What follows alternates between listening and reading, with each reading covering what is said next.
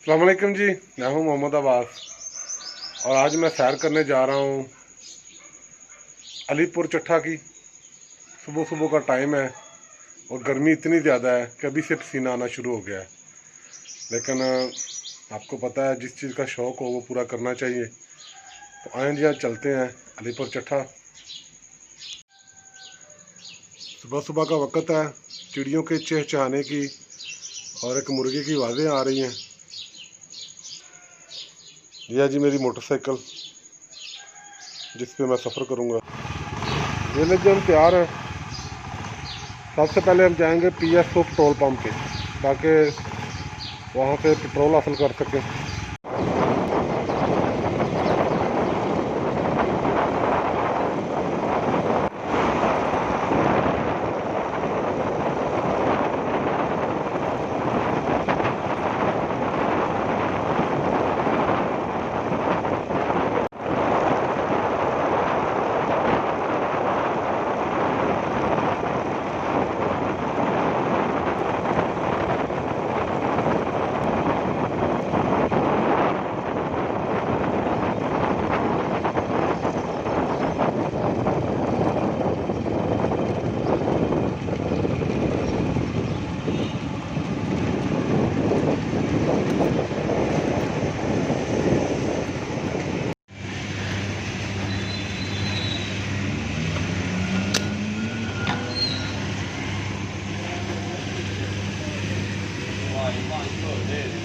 बस काफ़ी, बस ठीक हो गया, बस ठीक हो गया।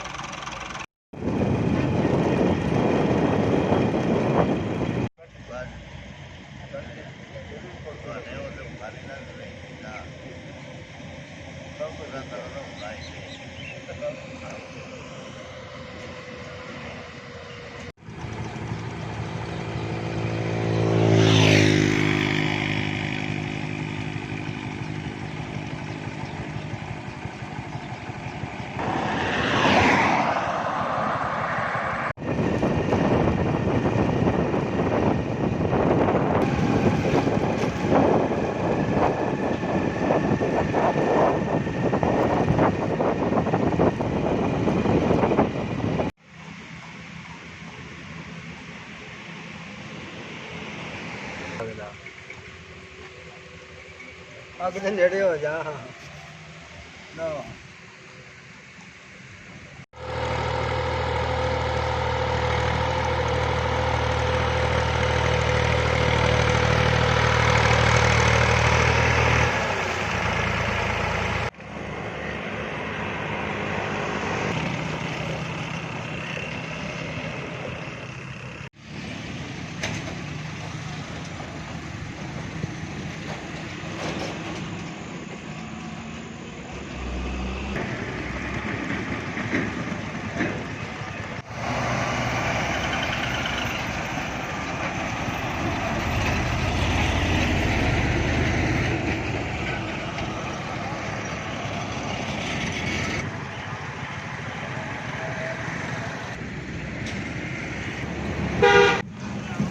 जी दोस्तों, मैं पहुंच गया हूँ वलीपुर चट्ठा।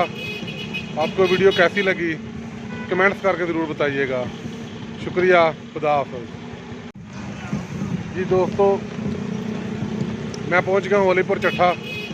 आपको वीडियो कैसी लगी कमेंट्स करके ज़रूर बताइएगा। शुक्रिया, खुदा हाफ़िज़।